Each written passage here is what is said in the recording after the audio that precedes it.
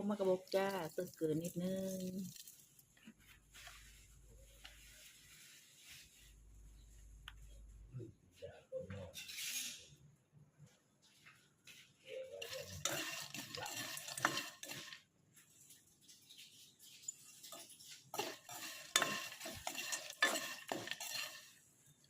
โคกไฟอ่อนๆนะจ๊ะเด้อ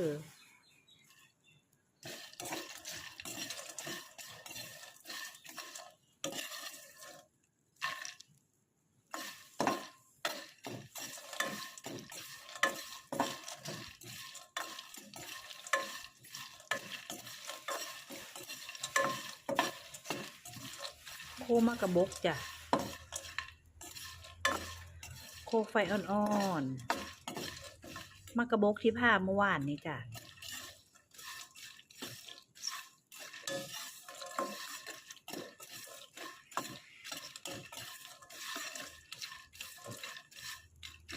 โคกไฟอ่อนๆนะจ๊ะเด้อถ้าไฟแห้งไม่ได้ค่อยห่มไปเนาะ